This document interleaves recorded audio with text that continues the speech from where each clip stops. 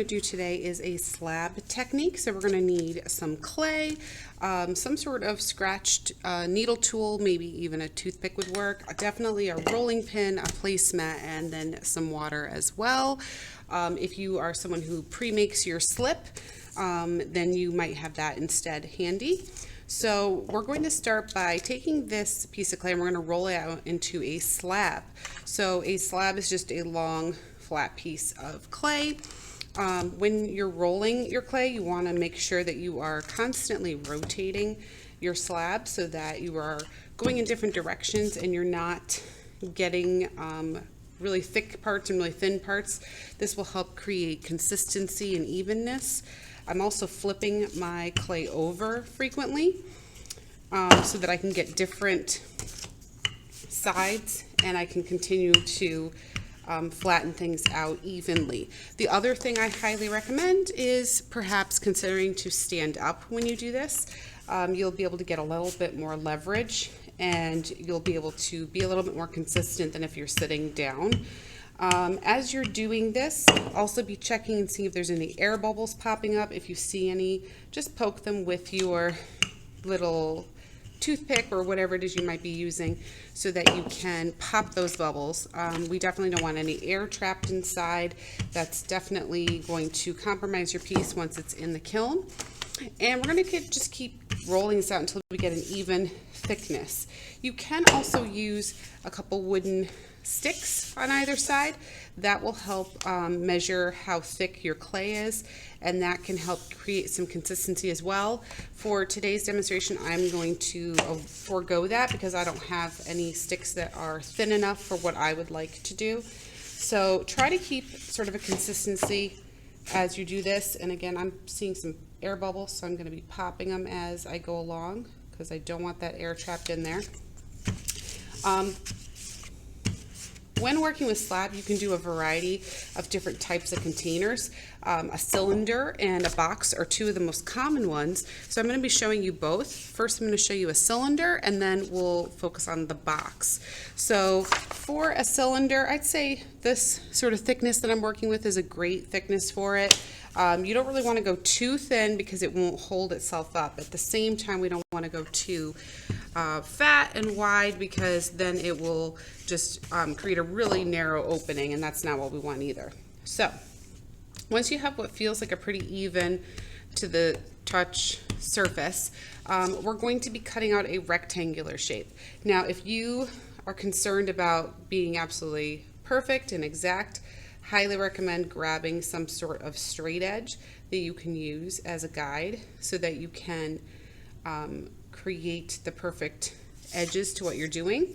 I'm just freehanding mine right now, so I might need to adjust and fix it if I don't feel like the angles are quite right, but this is just for a quick demonstration, so it's okay if it's a little bit off.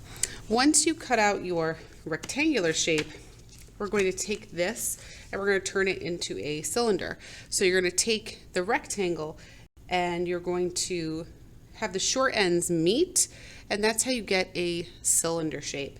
And depending on how long it is and how wide it is, it's going to change the shape of your cylinder.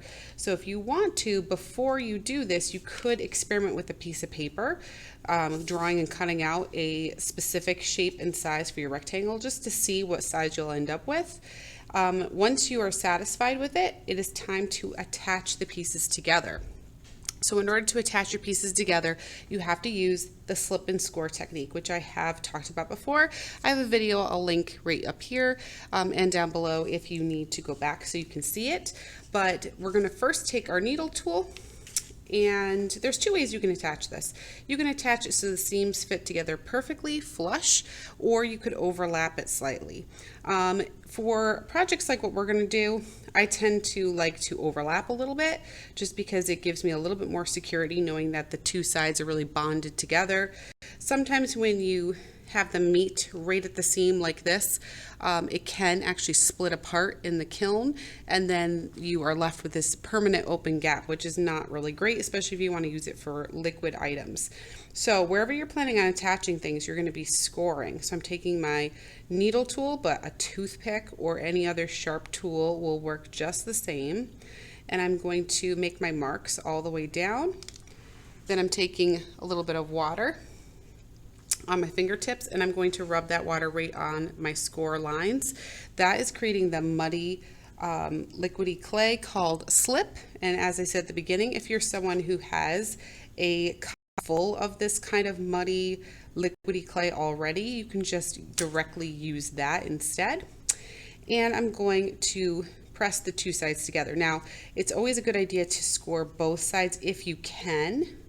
It just helps give it a little bit more security when you make your attachment.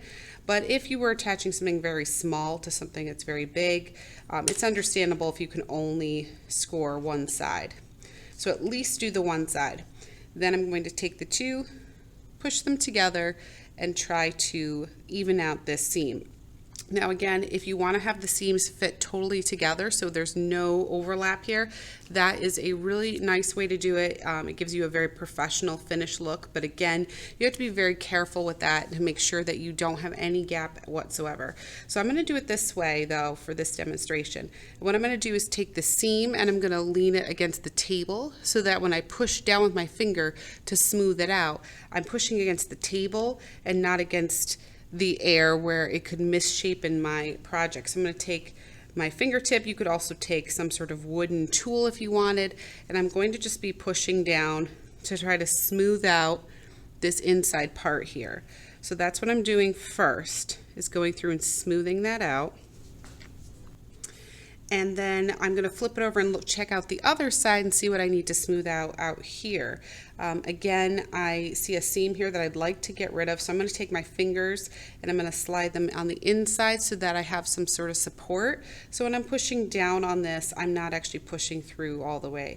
Now, if there's an indentation that we can no longer get rid of or anything like that, then what I suggest doing is getting some thicker slip. And by doing that, you're going to take a little bit of this clay, if you don't already have some pre-made, take a little bit, put it in the water, and just sort of press it between your fingers until you get sort of this really chunky, muddy, sort of sloppy mess here.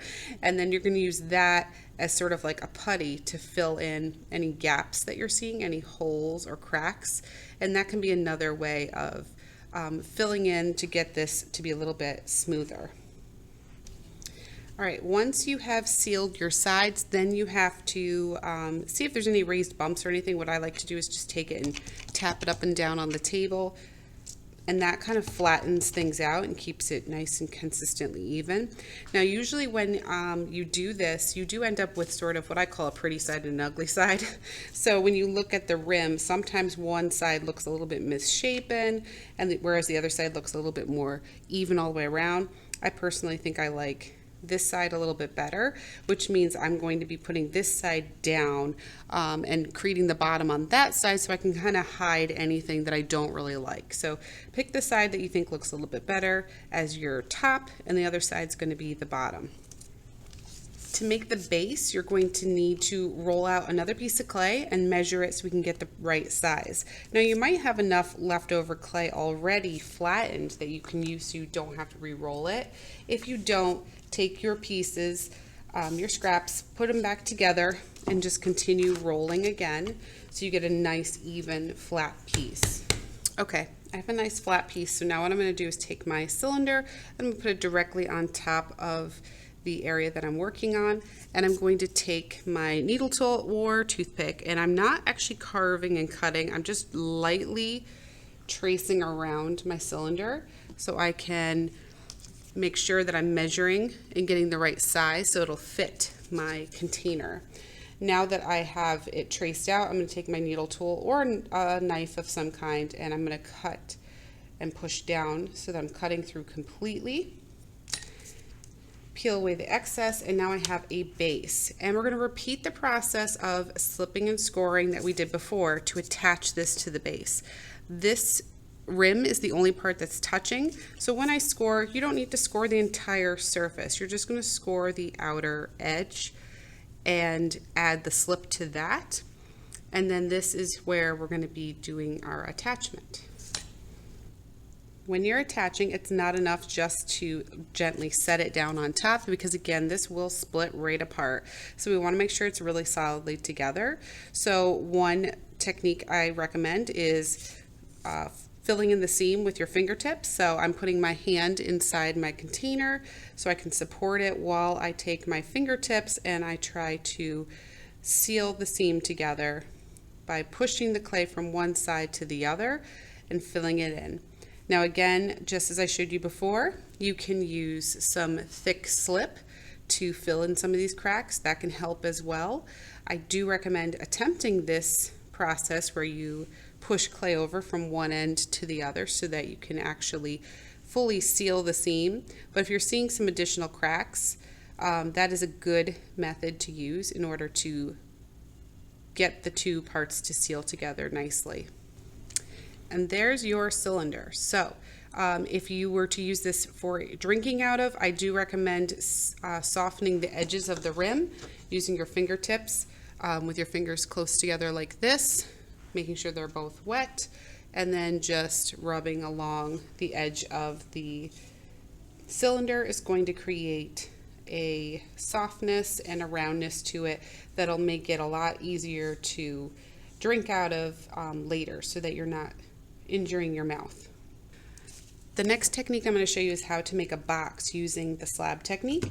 So I'm going to take my flat piece of clay and I'm going to roll it out just as I did before when I was making a cylinder. So I decided to switch over to a board on top of my placemat because I was noticing some moisture and some of the paper was sticking to my clay. Good learning point though, that you actually don't really need to worry too much if that does happen to you. So if you're working on a paper surface or something that is starting to get into your clay, so you can see the orange right there, don't worry about it, because honestly this is going to be heating up to quite a high degree of temperature, and those little paper pieces are just going to burn right off, so you're not even going to see them anymore.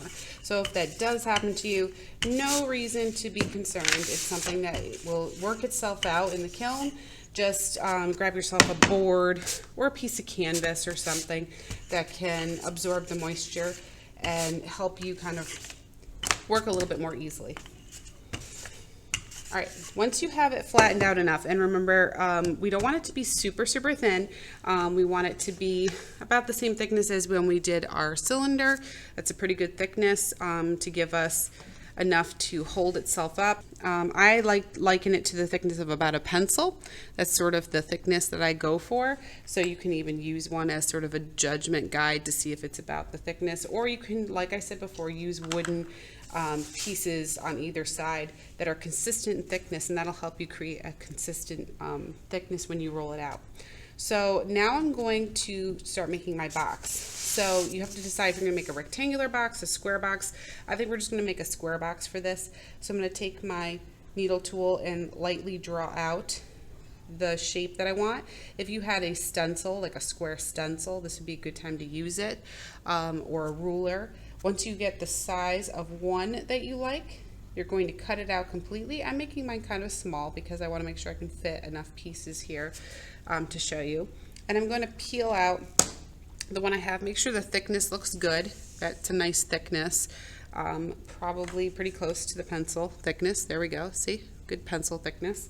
And I'm going to take this and use it as a template. So I'm actually going to trace this a number more times so I have enough sides to assemble my square box.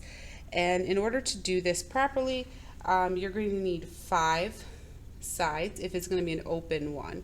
If you wanted a lid, then you would need 6, but we're doing 5, so we have a open lid on top, and then I'm going to cut out each of them as well. Again, you can use the same tool you were using, needle tool, if you have a needle tool, if that's what you're using. You could also use a knife for cutting, whatever you want to use, as long as it's going to work for you. Okay, once you have all your pieces, you're going to begin assembling. So in order to make a box, you're going to need 1 base and you're going to need 4 sides.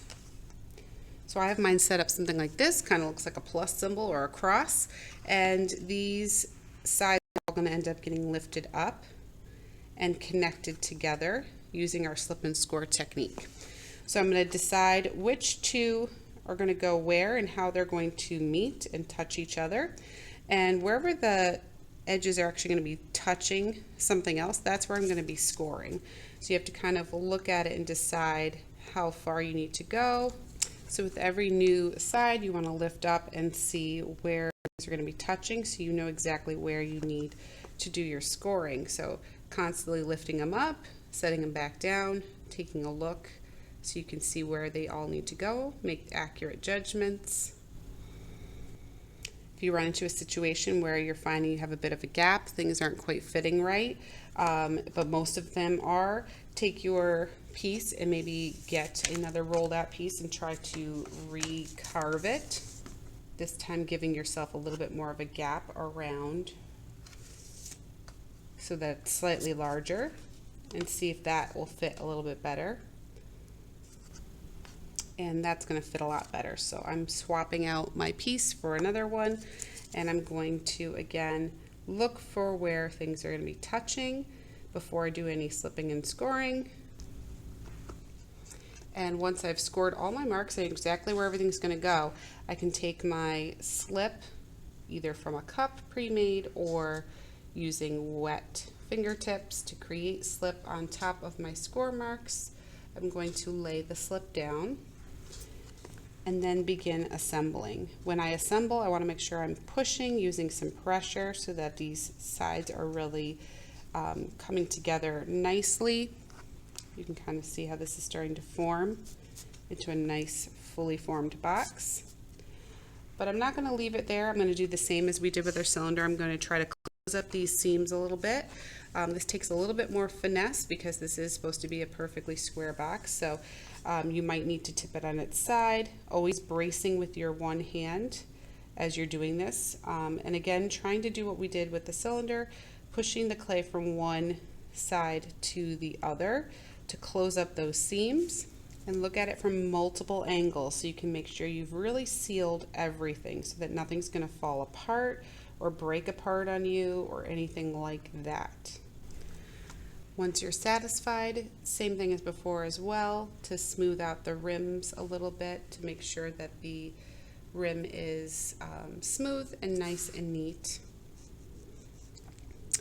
And there you have your box, totally completed using the slab technique.